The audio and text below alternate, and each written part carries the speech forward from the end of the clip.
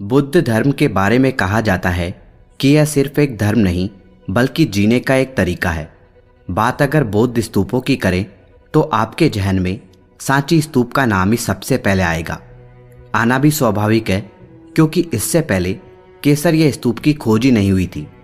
साल 2001 में भारतीय पुरातत्व सर्वेक्षण विभाग पुरातत्ववेत्ता मोके के साहब ने केसरिया स्तूप को विश्व का सबसे ऊंचा स्तूप घोषित किया। इस बार बिहार में मौजूद इस स्तूप को देखने का प्लान जरूर बनाएं, अपना बैग पैक करें और भगवान बुद्ध से जुड़े इस स्थान को देखने जरूर आएं। यह भारत की उन महत्वपूर्ण जगहों में से एक है जिनके बारे में लोगों को बहुत कम जानकारी प्राप्त है, लेकिन इस जगह से जुड़ा हुआ इतिहास बहुत समृद्ध और पुराना है। इसकी हर सीढ़ी पर कदम रखते हुए आपको इतिहास का एहसास जरूर होगा। ऐसे में इस जगह पर आना तो बनता ही है। यहाँ आकर आपको ज्ञात होगा कि समय के साथ कैसे धार्मिक स्थलों का महत्व बढ़ता और घटता रहा है। आइए चलते हैं केसरिया स्तूप के सफर पर। शब्दों के इस सफर को तय करने के बाद आपकी गाड़ी का अगला स्टेशन बिहार ही बनाएं। केसरिया बिहार के वैशाली में स्थित है। बुद्ध काल में यह केसापुट्टा नाम से जाना जाता था। इस स्तूप के साथ एक बहुत रोचक इतिहास जुड़ा है। गंडक नदी के किनारे स्थित यह स्तूप एक अहम बौद्ध स्थल है। इसका इतिहास बेहद अहम और पुराना है। बौद्ध आख्यानों के अनुसार महापरिनिर्वाण की ओर अग्रसर भगवान बुद्ध ने कुछ समय केसरिया में ही बिताया था। केसरिया स्तूप भगवान बुद्ध को समर्पित है। इस स्तूप का निर्माण 200 एडी और 750 एडी के बीच हुआ था। यह बेहतरीन ढांचा भारतीय पुरातत्व विभाग द्वारा साल 1998 में खोजा गया था। इसके बारे में कहा जाता है कि भगवान बुद्ध ने महापरिनिर्वाण प्राप्त करने से पहले कुशीनारा में अपना आखिरी समय बिताया था। कहा जाता है कि गौतम बुद्ध ने कुशीनगर में अपने अंतिम समय बिताने के लिए वैशाली छोड़ दिया था। जब वह अपनी इस यात्रा पर थे, लिच्छवी लोगों के समूह ने भी उनके साथ चलने को कहा। भगवान बुद्ध के मना करने के बावजूद उन लोगों ने उनका साथ नहीं छोड़ा। लिच्छवी जब बहुत प्रयास करने के बावजूद भी नहीं माने तो भगवान बुद्ध ने नदी में कृत्रिम बाढ़ उत्पन्न कर दी। इस तरह उन्होंने उन लोगों का रास्ता रोक दिया। केसरिया स्तूप के निर्माण को लेकर कई सारे मत हैं। एक मत के अनुसार इसका निर्माण सम्राट अशोक ने करवाया था, जबकि कुछ लोगों का मानना है कि यह गुप्त काल से ही यहाँ मौजूद है। लिच्छवी लोगों का समूह इससे बहुत निराश था।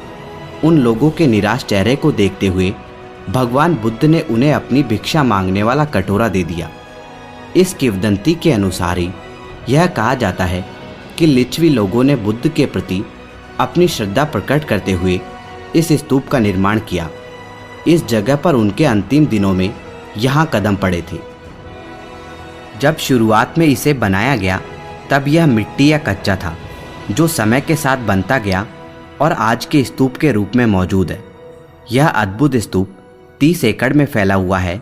इस स्तूप के आसपास रानीवास, केसर बाबा का मंदिर आदि प्रमुख दर्शनीय स्थल भी मौजूद है। इस जगह का महत्व इतना ज़्यादा है कि फाहान और हान सांग भी इस जगह पर आकर बुद्ध भगवान के दर्शन कर चुके हैं। उन्होंने यहाँ आने के बाद इस स्तूप के बारे में एक नोट भी छोड़ा था। 5वीं शताब्दी में एक बौद्ध भिक्षु फाहान ने भगवान बुद्ध के कटोरे के ऊपर बने इस जगह के बारे में जिक्र किया था। माना जाता है कि यह कोई और नहीं बल्कि केसरिया स्तूप ही था जिसका जिक्र उन्होंने किया था। केसरिया स्तूप की ऊंचाई 104 फीट है। यह दुनिया का सबसे बड़ा बौद्ध स्तूप है। इसकी खुदाई आज भी जारी है। ऐसा माना जाता है कि अभी भी वहाँ कई सड़कें और स्थल जमींदोज है। यहाँ खुदाई के दौरान दीवारों पर खंडित मूर्तियों के अवशेष मिले। मूर्तियों की हालत कुछ ऐसी बुरी हो गई है जिसे देखकर लगता है कि इनका जानबूझकर विध्वंस किया गया हो। माना जाता है कि आक्रांताओं से बचाने के लिए इस स्तूप को छिपाने की कोशिश की गई थी, जिसकी वजह से लोगों को इसके विषय के बारे में कम पता चल पाया। इसी प्रकार कई स्थलों को उनसे छिपाने की कोशिश की गई थी। इतिहासकारों का मानना है कि दिलवाड़ा के जैन मंदिर को भी इसी तरह छिपाया गया था। इसके बाद 1998 में इस ऐतिहासिक स्थल की खुदाई के बाद यह स्तूप दुनिया का सबसे ऊंचा बौद्ध स्तूप माना गया और सांची का स्तूप ऊंचाई के मामले में दूसरे नंबर पर आ गया। इसमें सीढ़ी नुमा कई परत में दीवारें मिली हुई है। इसके अलावा इन दीवारों में सेल भी है जिनमें भगवान बुद्ध की क्षतिग्रस्त मूर्तियां मिली।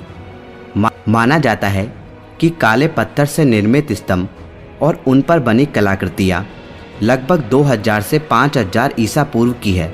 देखा आपने कितना रोचक इतिहास जुड़ा है इस जगह से। इसके बावजूद इस जगह को इतनी मान्यता नहीं मिल पाई जितनी मिलनी चाहिए।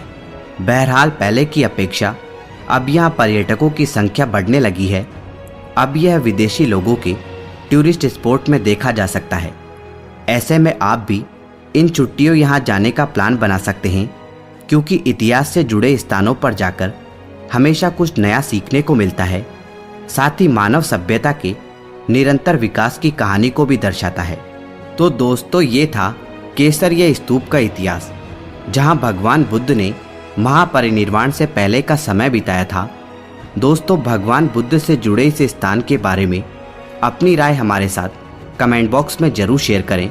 धन्यवाद दोस्तों, इसी तरह के इंटरेस्टिंग और इन्फॉर्मेटिव वीडियो देखने के लिए हमारे YouTube channel the historic Bharat को अभी सब्सक्राइब करें और बेल आइकन का बटन दबा दें, जिससे आपको हमारे लेटेस्ट वीडियो सबसे पहले मिल सके। धन्यवाद दोस्तों।